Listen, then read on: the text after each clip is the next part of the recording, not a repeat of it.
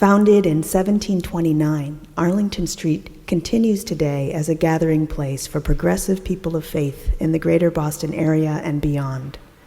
We are located at the corner of Arlington and Boylston Streets, across from the Public Garden in Boston, Massachusetts. Arlington Street Church, gathered in love and service for justice and peace. We know we will go on, but how?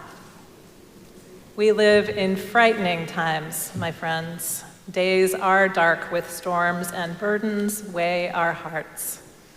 It's easy to feel as small as that mouse, looking with wonder on those who are roaring, sometimes in fear and trembling, and other times in awe and a little bit of envy.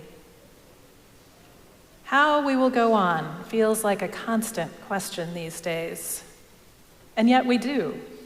And the process of discovering and rediscovering our faith in how to go on is itself a blessing. Sometimes a tiring one, but a blessing nonetheless. The stories we're raised on, the stories of feats of daring by athletes or historical figures or superheroes or justice warriors, those stories can be hard to relate to when we're faced with our own everyday fears, large or small. There aren't a lot of movies made about the hero's defiant act of getting out of bed. But sometimes that's exactly what courage looks like. And there aren't a lot of books written about the time the minister saw a mouse run across the floor of her office at church while on a phone call and held back her scream. But some days, that takes courage too. So we need the reminder, don't we, that we have both a mouse and a lion inside. Lutheran pastor Nadia Bowles-Weber has no problem doing what most people put at the top of their list of fears. She speaks in front of hundreds, thousands, sometimes tens of thousands of people with no anxiety. But she does have two big, nearly debilitating fears: getting dental work done and driving on snowy, winding mountain roads. And because the universe has a dark sense of humor, she happens to be someone who has naturally weak teeth and lives in Colorado. One week a couple of years ago, Nadia's partner was away and their dog, Gertrude Stein, was recovering from surgery and not doing well. After being up most of the night cleaning up after the sick dog and worried sick herself, knowing she couldn't reach the vet's office for a few more hours and also wasn't going to be able to handle her own spiral of anxiety much longer, she remembered some advice she had gotten in several spiritual and self-help programs. The best way to get out of your own head is to go and do something for someone else.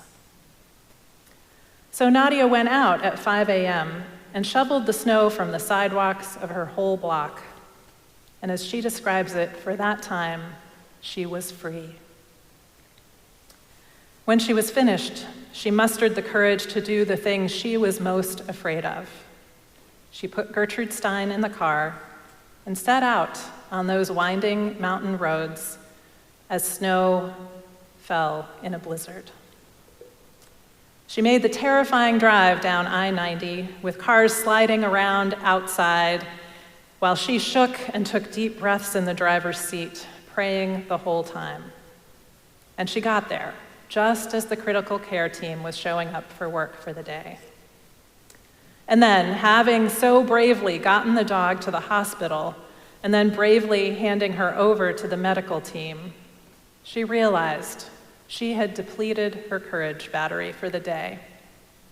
The thought of facing the drive back through the storm in her little Subaru was more than she could take. So barely able to speak through her sobs, she realized she had just enough bravery left to do one more thing: to ask someone for help. She called her friend Russ, who was happy to be of help and to be away from all that he was worrying about in his own life. and for the 30 minutes that it took for him to drive her home, he was free.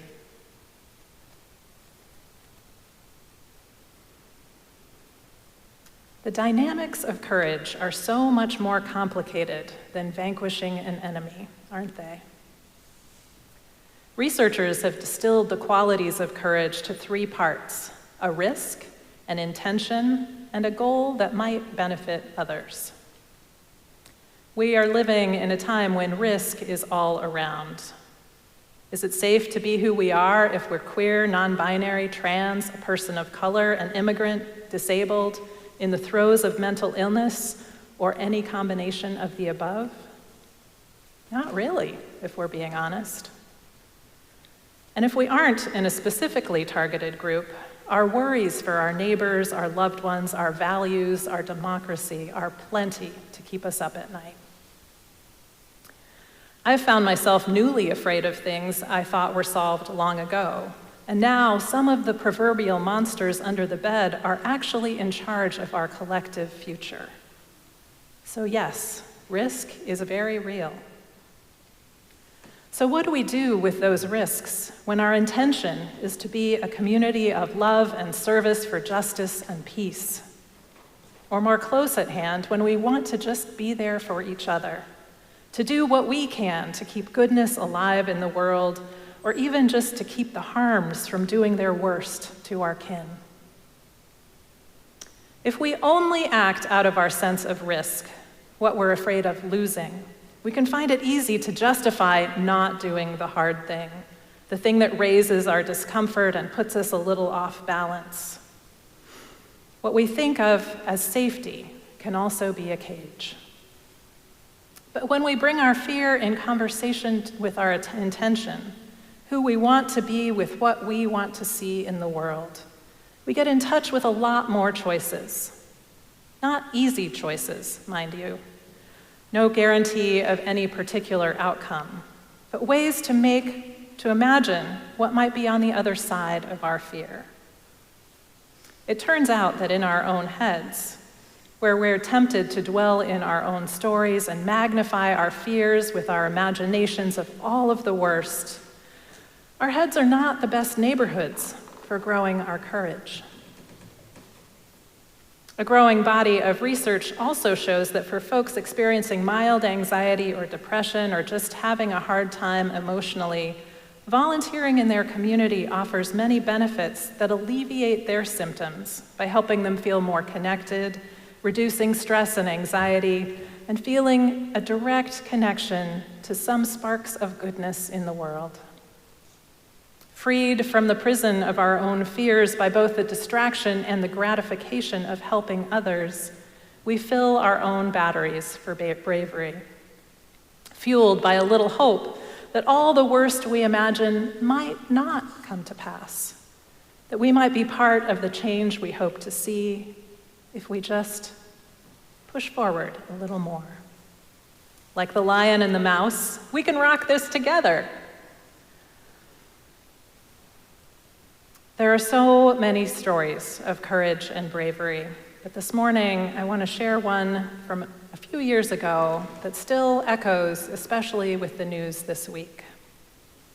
You may remember that almost as soon as Massachusetts courts approved same-sex marriage in 2004, Governor Romney offered instructions to county and municipal clerks, the people who were in charge of administering marriage licenses, to enforce a 1913 law which prevented Massachusetts officials from allowing marriages of mixed black and white couples if their home states didn't allow those marriages. As a deluge of lesbian and gay couples landed in Nantucket that summer to get married, Catherine Flanagan Stover, a Catholic mother of 6 who was the town clerk, refused to comply with the governor's orders. Stover said, "Before May 17, 2004, clerks never had to ask what marriage laws were in the couple's home states, nor did we have time to screen them for psychological impairments, consanguinity, or anything else. In fact, clerks were told specifically and emphatically that our function was to assist couples wishing to marry, not to obstruct them." Stover and dozens of other town clerks from around the state filed an injunction against the governor's mandate, which they called discriminatory, antiquated, and inhospitable. The clerk's suit said that the governor's instructions put them at odds with the state's laws, which they had taken an oath of office to uphold. Then State Attorney General Thomas Riley threatened legal action against municipal clerks who didn't comply with the governor's instructions, saying they could be fired, fined, or even jailed for up to a year. Stover and her colleagues held firm, and they continued to officiate weddings of same-gender couples. A risk, an intention, a goal that might benefit others. Those three little components of courage can be lived in so many ways. Whether courage looks like facing a mountain road in the snowstorm for the sake of a dog, standing up for democracy and process in the face of threats from the powers that be, or finding your way out of bed in the morning. It begins and ends with care for something or someone beyond ourselves. It pushes us to grow, to redefine our imagined limits, and learn who we might become. And because we don't all have the same fears, we have this great gift of being able to show up for each other, borrowing courage when ours runs out, lending bravery when we are the ones who have gotten free, realizing day by day how to make the world as it can be. Will we ever find the courage to resist closing our borders from the world? Will we ever reject the story of wealth equals power equals a better world? Will we ever realize that bodily autonomy and the right to choose your partner is fundamental to a free society and preserve it for everyone of any and all gender identities? Will we ever resist war and nativism and exceptionalism? We will. And we can do all of these things if we do them together, one step at a time, pooling our courage to carry us forward.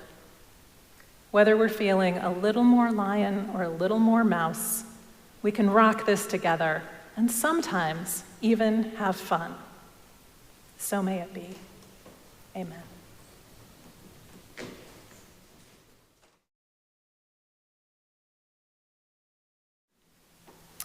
Let this love hold you when you're most fearful and when you're doing the very bravest thing you can, when you are someone else's rock and when you are discovering your roar. Remember what a prize you are, what a lucky sack of stars. The service begins when the service ends, my friends, and today the service ends with a dance party to celebrate the fact that this week the Supreme Court refused to grant an appeal of Kim Davis's conviction for blocking gay marriages.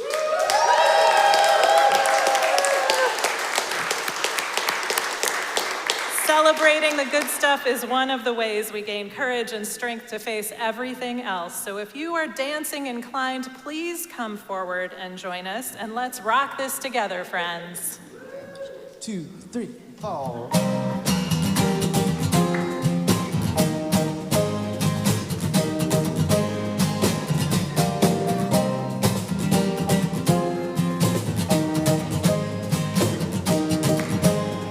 I'm coming out. I'm coming out. I want the world to know. Got to let it show. I'm coming out. I want the world to know. Got to let it show. Oh, I'm coming out. I want the world to know. I've got to let it show. I'm coming out. I want the world to know. Got to let it show. We are family. We are family. I got all my siblings with me. We are family. Get up, everybody, and sing. We are family. I got all my siblings with me. We are family.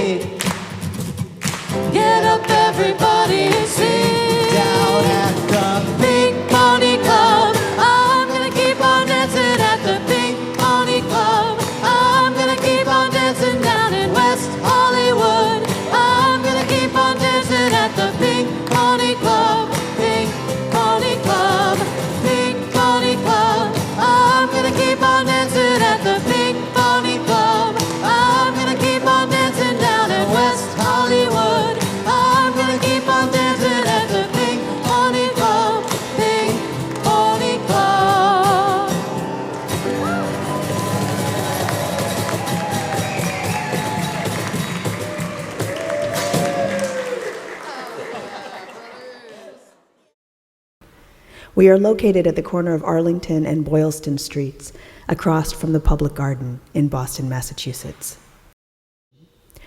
Arlington Street Church, gathered in love and service for justice and peace.